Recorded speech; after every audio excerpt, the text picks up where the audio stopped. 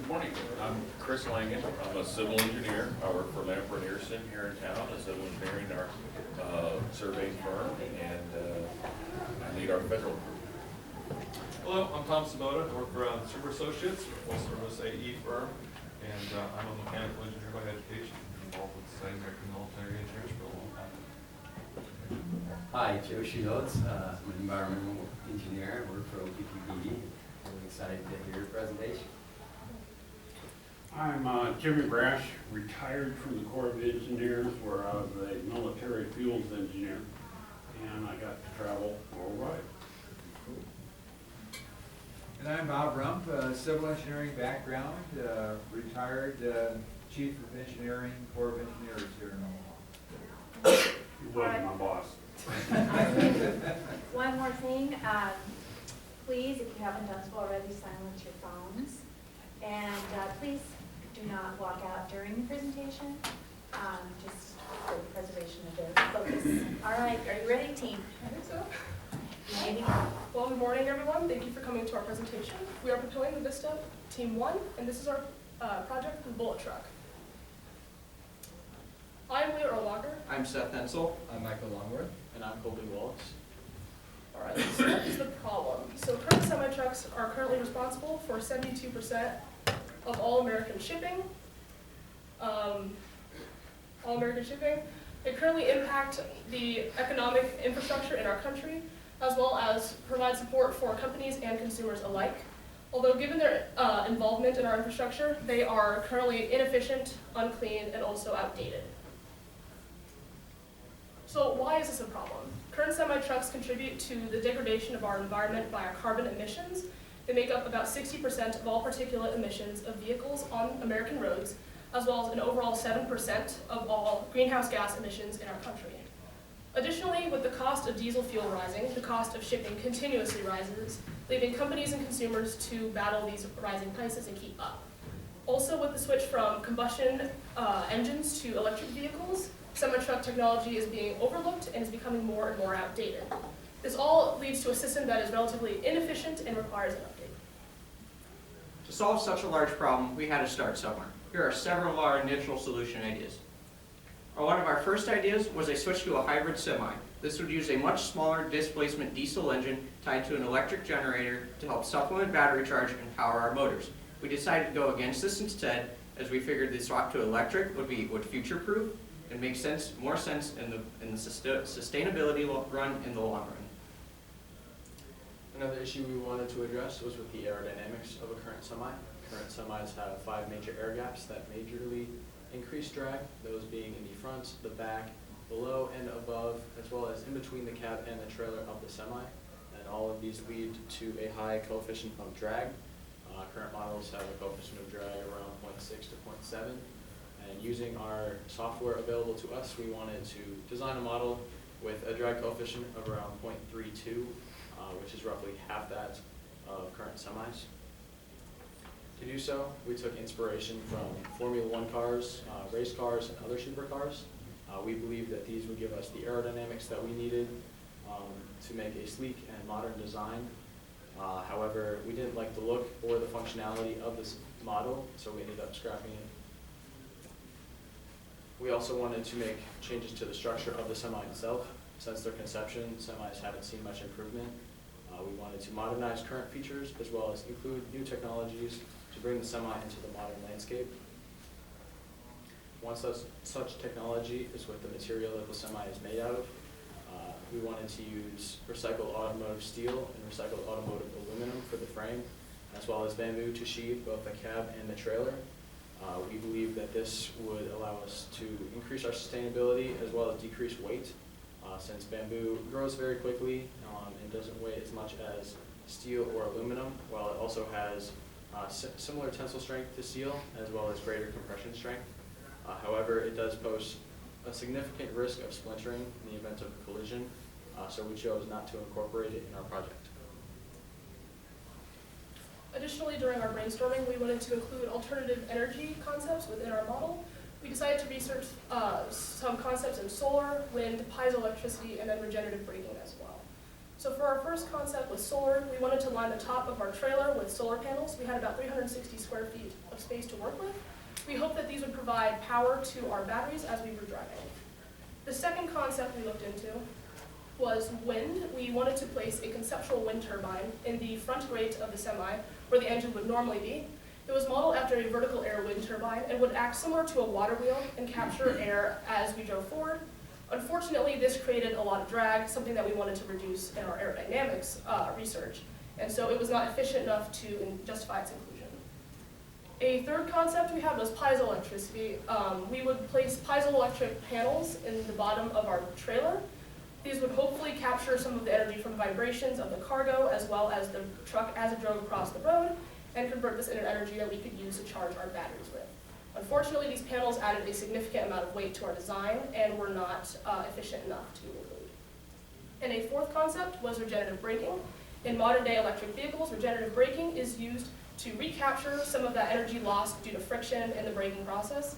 And because of semi-trucks' gradual braking process, they would see the greatest benefits from the inclusion of this technology, and we hope that it could be used to recapture up to 70% of kinetic energy lost in braking.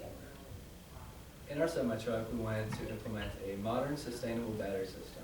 For this, we researched LFPs. LFP stands for lithium ferrophosphate, and it is an emerging technology in the mid-range electric vehicle market. The reason we liked this initially was because they're sustainable. They use mainly iron and phosphorus instead of harmful metals like cobalt.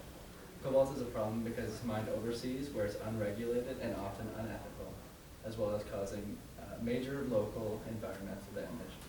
Another reason we liked it is because it has a high discharge number, about 8,000 cycles, which is twice as much as other common batteries in the EV market.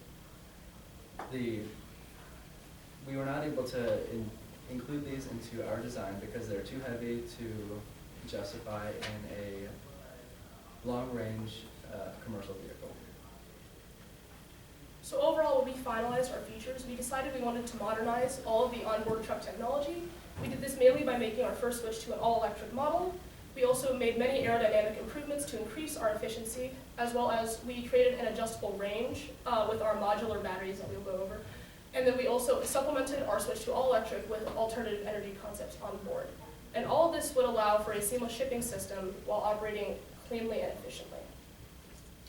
Here is an image of our finalized model. We have the cab in the front, the flexible mesh in between the cab and our proprietary trailer, and then the proprietary trailer itself in the back.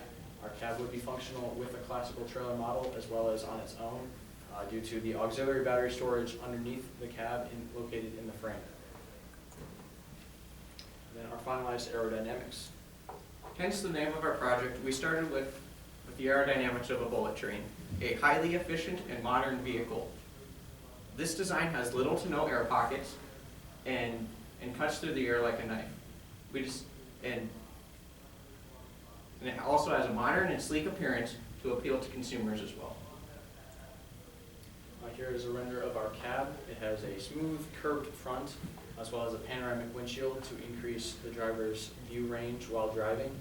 It has auxiliary battery storage underneath in the frame, and then the front wheels have covers that can flex and pivot as the semi turns. These help to improve the aerodynamics of the semi even further. To help eliminate one of the 5 major air pockets on the semi, we decided to cover the area between the cab and the trailer with a flexible mesh similarly found on accordion buses. This, like previously mentioned, it allows for a seamless flow of air over the trailers, and it also adds to our overall aesthetic. Here's a render of our proprietary trailer. We have solar panels up top. We have a bamboo frame on the interior, which maximizes the benefits of bamboo without any of the risks of splintering. We have a slide-up style door with a tapered back, which helps to further allow for efficient loading and unloading with forklifts. And then we have our modular battery system, which can add and remove batteries as needed to further customize the weight and range of each trip. We also wanted to implement many improved technologies into semi-trucks. One way that we would do this would be through modular batteries instead of one large battery pack. This stemmed from the problem of electric vehicle batteries being difficult to access. Our system would make it easy to use a simple forklift to remove batteries for servicing. Another benefit is that one would be able to add or subtract modules to tune the range to the journey at hand. Each module contains 500 NMC battery cells submerged in a dielectric fluid and housed in an aluminum casing. Each module is wired together to achieve 912.5 volts and 100 amp hours. Each module provides each module provides about 50 miles of range. Temperature is also a key component to analyze when designing an EV battery. We decided to use immersion cooling to manage this in our project. This is the submersion of battery modules in a dielectric fluid.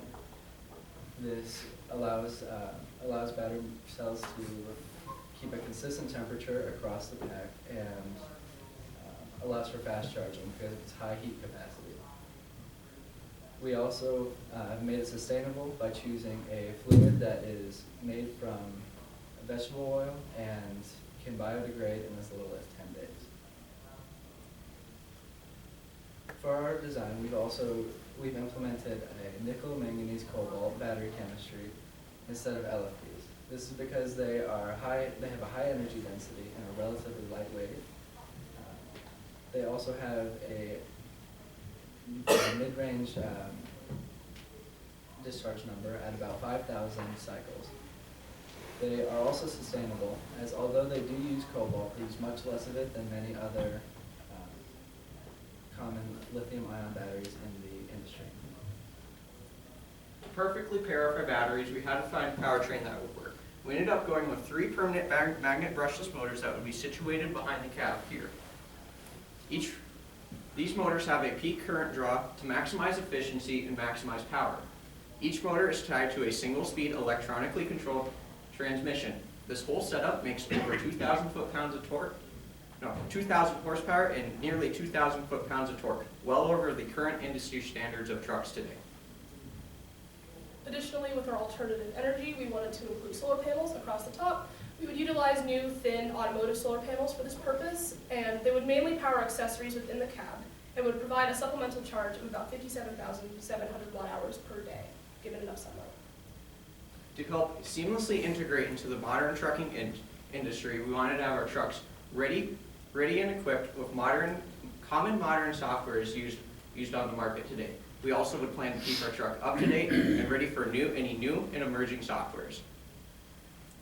To complement this, we also wanted to replace the mirrors. Mirrors are a huge drag spot on semis. One company, MirrorEye, has an exception from the Department of Transportation to replace mirrors on a semi with a camera system that is placed all around the semi. These cameras effectively eliminate any and all blind spots found on a modern semi, and they broadcast on a screen that is comfortably viewable in a position familiar to many semi-truck drivers. These cameras also provide a 360-degree bird's eye view of the vehicle when in reverse to help ease truckers when loading into loading docks. Additionally, when we were designing our semi, we wanted to supplement both a long-range model and a short-range model. So to supplement the long range, we decided to design a sleeper cab. We wanted to put an emphasis on driver comfort, so we made our sleeper cab both spacious and customizable based on the driver's needs. Thanks to our mentor, we were able to view 2 aspects of the trucking world, both over the road and local. We discovered that 70% of trucking is done within a 150-mile radius of its origin. So we decided to have the ability to tailor their model for both long distance and short distance. This includes the ability to remove the sleeper cab and modify the frame for any use that a company seems fit. Our design also prioritizes safety.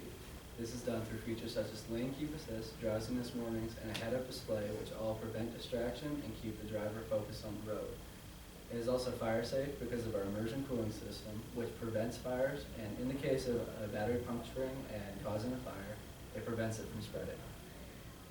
We also have many standard safety features such as seat belts, airbags, tire pressure sensors, reflectors, front crumple zones, and a fire extinguisher. These all minimize risk to both the driver and to other motorists. So the following are some of the merit categories our project included.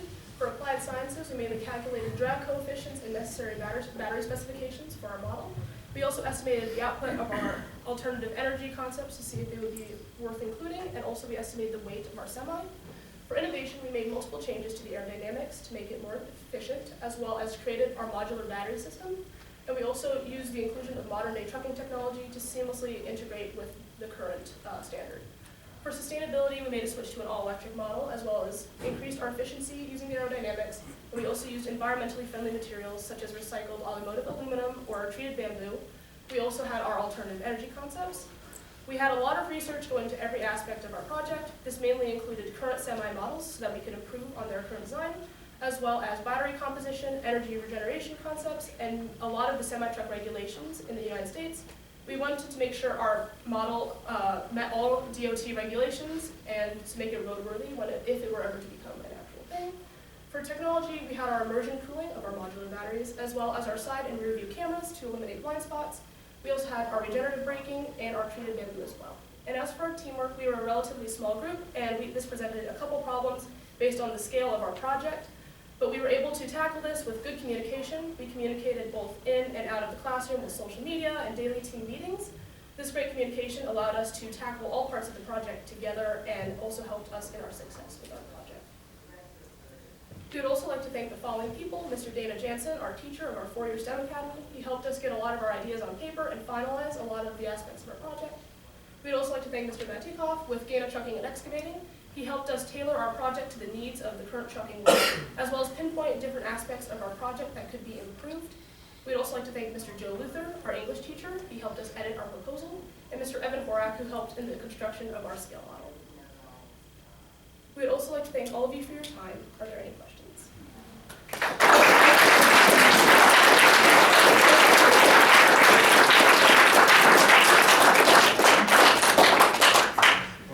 You've done a wonderful job of comprehensively approaching this problem, from the aerodynamics, the materials, to the use of the battery technology and the exploration of different ways of using that technology and so on, and then looking at the cab itself and how it might be functional. And in my view, having studied the Tesla